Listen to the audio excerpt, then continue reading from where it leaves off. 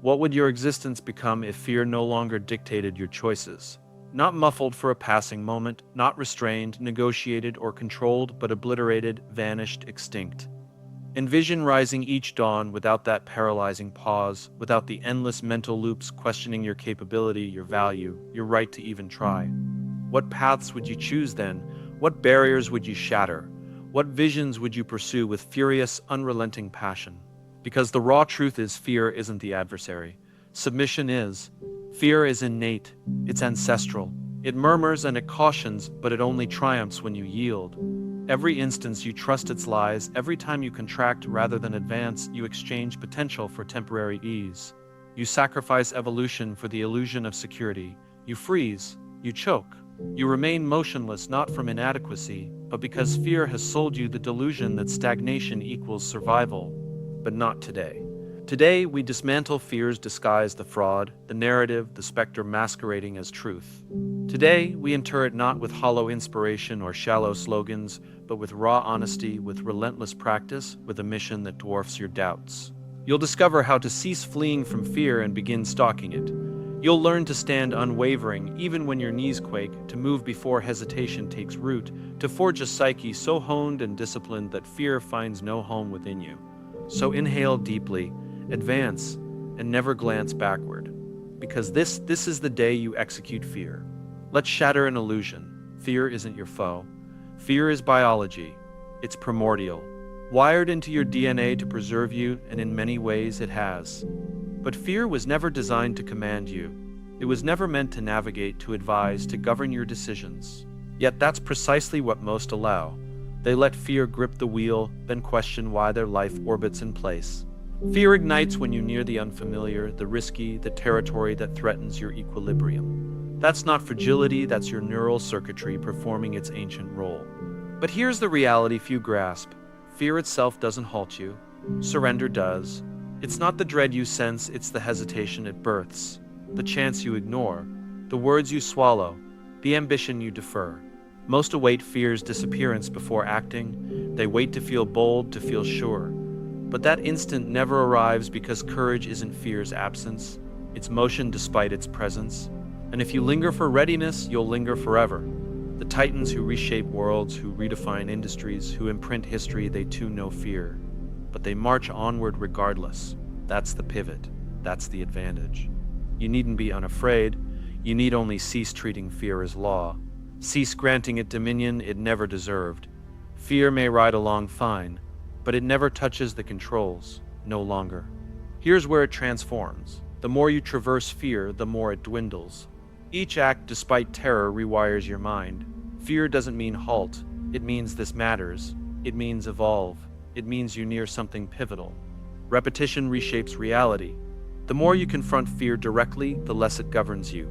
You become terrain where fear cannot root because you've conditioned your psyche to act before fear anchors. So next time fear surges in your veins, recall, you don't require less fear. You require more momentum. Don't dissect. Don't waffle. Don't bargain. Move. Because fear despises velocity, and the instant you act, fear starts dying. Fear is a maestro of deception. It spins tales so plausible, so visceral, they mimic truth. But here's the brutal clarity. Fear is counterfeit. Its most toxic lies target you. It hisses that you're unprepared, that you lack the intellect, the skill, the right. That attempting means failing. That speaking invites ridicule. That pursuing that dream guarantees ruin. And because fear speaks in your mind's voice, you trust it. You mistake it for fact, never seeing it's merely a script. A script rehearsed until it feels real, not because it is, but because it's habit. Fear flourishes in imagination.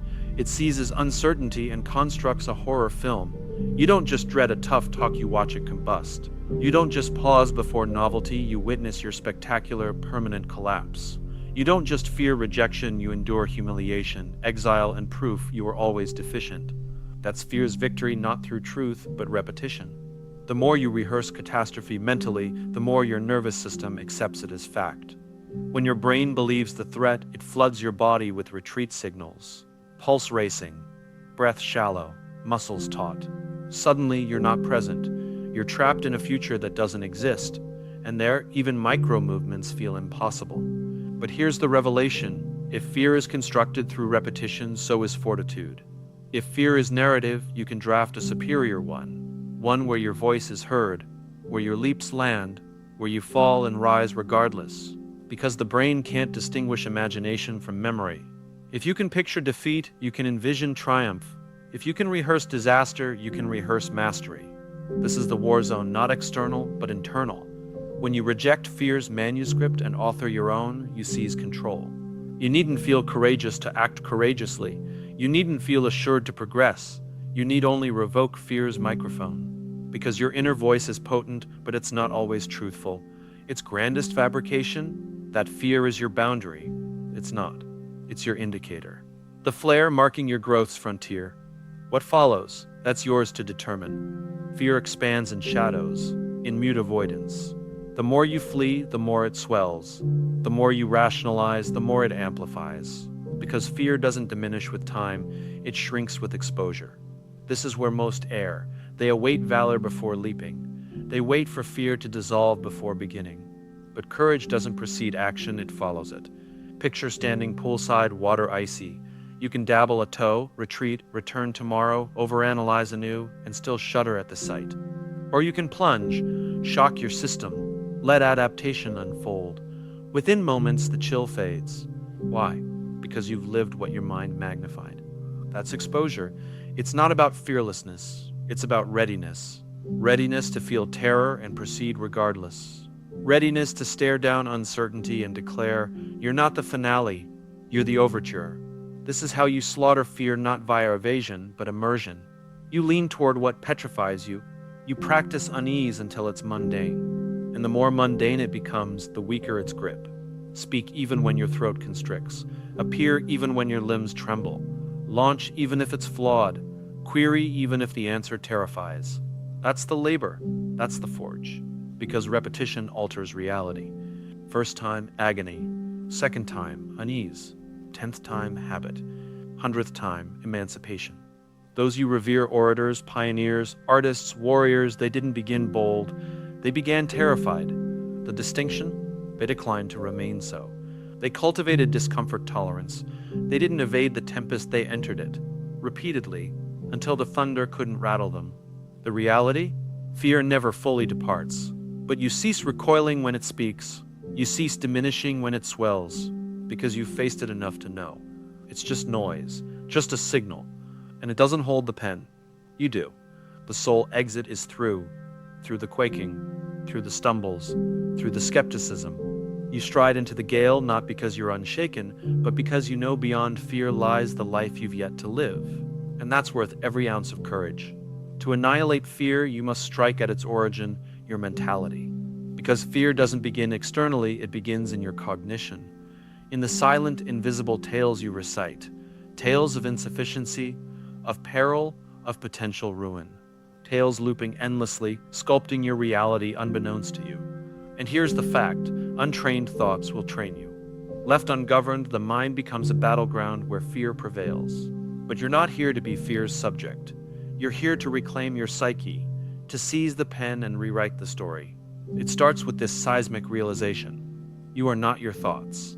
You are the witness of your thoughts, the designer, the coder, the selector of what remains. So when fear mutters, you're unprepared, don't nod. Challenge, prove it.